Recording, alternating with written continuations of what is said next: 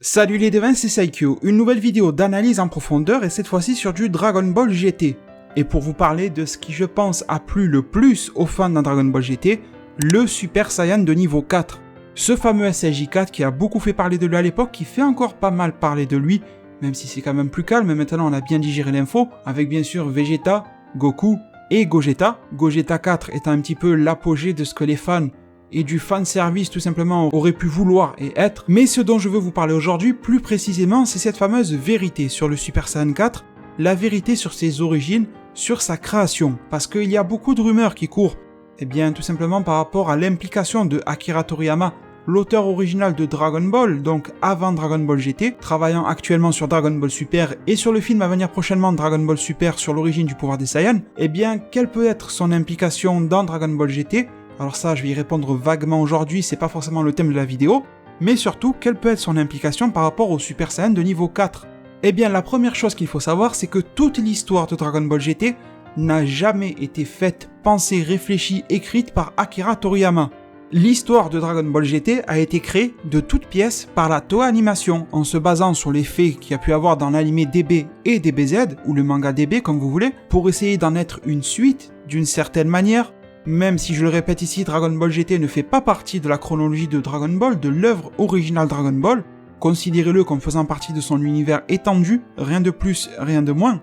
Et donc il y a beaucoup d'incompréhension parce que le rôle de Toriyama à cette époque-là n'est pas bien clair. On sait que durant l'époque où il a arrêté de travailler justement sur Dragon Ball, il était entre guillemets à la retraite, il se concentrait un petit peu sur les chara-design de certains jeux vidéo, tu vois, les trucs comme ça. Tu prends les Dragon Quest, les Chrono Trigger et les jeux de ce genre-là. Mais du coup, qu'a pu bien faire Toriyama là-dedans? Et pourquoi est-ce que beaucoup de personnes associent Toriyama et Super Saiyan 4? Eh bien, la première chose à savoir, c'est que Toriyama a réalisé les premiers designs en fait, les designs de base concernant les personnages de Dragon Ball GT. C'est-à-dire qu'en gros, pour vous faire simple, vous prenez le premier épisode de Dragon Ball GT, eh bien tous les designs des personnages ont été conceptionnés par Akira Toriyama, dessinés par lui. Toriyama a aussi réalisé les designs et les artworks et tout ce genre de choses par rapport aux planètes qui sont visitées dans Dragon Ball GT, surtout dans la première partie, on voyage beaucoup dans des BGT au début, et bien toutes les planètes ont été inventées par Toriyama. Je ne parle pas d'histoire, mais je parle de design, uniquement vraiment de dessin, d'image.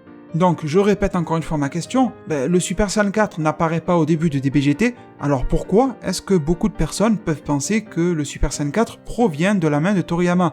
Tout simplement par rapport à ce dessin.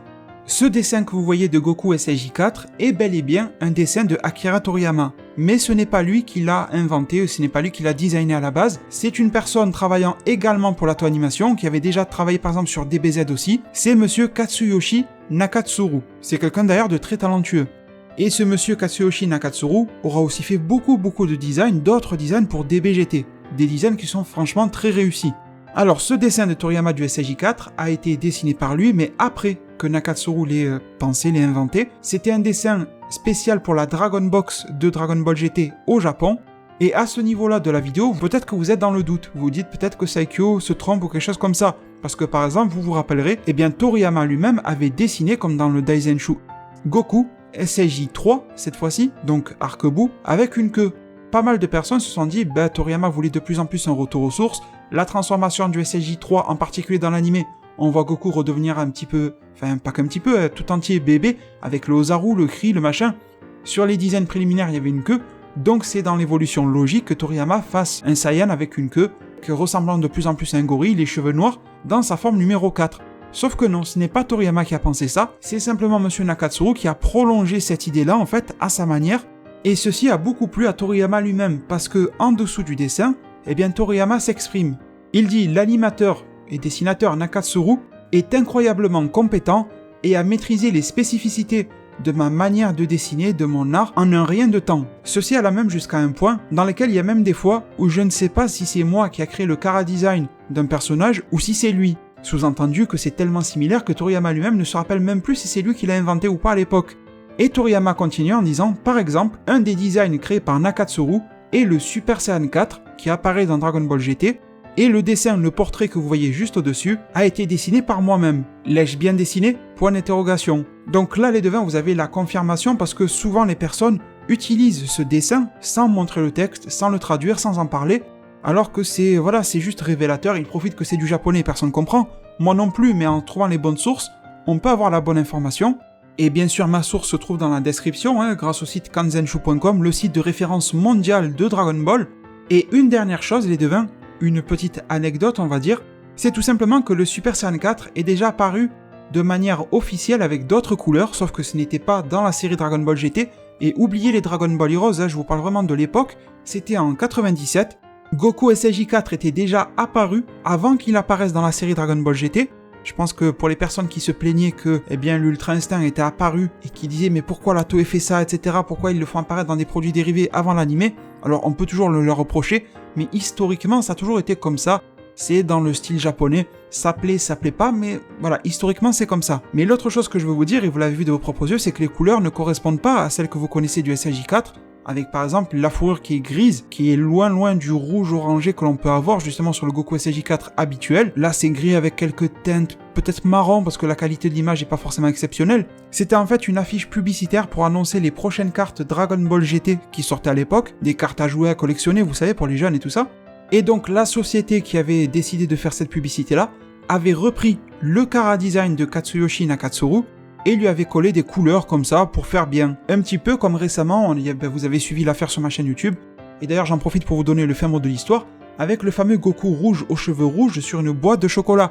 Alors je vous confirme que le Goku a les cheveux rouges, vous pouvez le commander même sur internet, j'ai strictement aucun partenariat, mais j'avais vu qu'il était par exemple en commande disponible sur le site de Candy-san, je pense que certains connaissent, et Goku a bien les cheveux rouges. Ben là par exemple c'était peut-être un défaut d'impression, peut-être que c'était une volonté de le faire rouge pour faire mieux ressortir le chocolat, peu importe. Et bien là, ils n'avaient pas les couleurs officielles, donc les mecs avaient besoin de faire de la publicité, ils se sont dit on va mettre des couleurs qui ressortent un petit peu comme on en a envie. Et je suis sûr les devins que si on avait eu un design comme ça, à l'heure actuelle, imaginez que là on est en pleine époque de DBGT, et qu'il y a internet, tu vois, et qu'on se dit putain c'est quoi la nouvelle forme de Goku et tout, et que d'un coup sur internet, il te sort un Goku avec la fourrure grise, avec des couleurs qui sortent vraiment, qui sont atypiques et tout ça, tu te dis, mais putain, t'imagines les vidéos de théorie, y compris les miennes, attention, je suis en train d'incriminer personne, qui seraient sorties tout, et sans parler de vidéos, sur les réseaux sociaux et tout le monde aurait fait sa théorie par rapport à la couleur grisâtre, alors que réellement dans l'épisode, il aurait été plus dans le rouge. Ce qui me rappelle vraiment beaucoup l'histoire récemment que j'ai pu vous proposer en vidéo concernant les cheveux rouges de Goku sur la boîte de chocolat. C'est une leçon que l'on pourra apprendre, se méfier, même si les produits dérivés peuvent nous aider à déterminer l'avenir de la série, se méfier quand même parce que les imprécisions des commerciaux, des mecs qui veulent juste vendre leur chocolat, leur carte ou quoi que ce soit, c'est loin de la précision d'un mec qui fait un animé ou qui fait un manga, donc des fois il faut un petit peu savoir dissocier les deux. Mais en tout cas je trouve que c'est cool de pouvoir faire cette analogie entre les deux. Les devins, avant de vous laisser dans cette vidéo-là, et toujours concernant cette vérité autour du Super Saiyan 4, et sincèrement c'est tellement rapide que je peux pas faire une vidéo juste pour ça, mais je pense que ça va vraiment vous intéresser, la puissance du Super Saiyan 4. De manière officielle, qu'en sait-on? Bon, je vais pas vous répéter ce qui a été dit dans l'animé, quand je parle d'officiel, je parle d'interviews, de guidebooks, de trucs informatifs qui sont un petit peu autour, qui gravitent autour de l'animé DBGT. Qu'est-ce qui a pu être dit ou pas dit par rapport à tout ça? Alors, une chose qui n'a pas été dite, c'est que on sait que pour les SSJ 1, 2 et 3, il y a un multiplicateur de puissance. Par exemple, le Super Saiyan de niveau 1, eh bien c'est un multiplicateur de la puissance de base du Saiyan x 50. Ce qui veut dire que le Super Saiyan de niveau 1 ne donne pas la même puissance à tous les Saiyans, étant donné que ça dépend de ta puissance de base et elle sera multipliée ensuite. Et c'est ainsi de suite pour le 2, le 3 et tout ça. Sauf que cette fameuse échelle de multiplication et tout ça n'a jamais été donnée officiellement concernant le Super Saiyan 4. Par contre, on a une petite indication sur le niveau de puissance de ce Goku Super Saiyan 4. Elle n'est pas très précise, mais elle est officielle. C'est tout simplement grâce aux traductions de Kanzenshuu et de Herms98. C'est dans le Dragon Ball GT animé comique numéro 1, concernant le spécial, vous savez, 100 ans après, etc.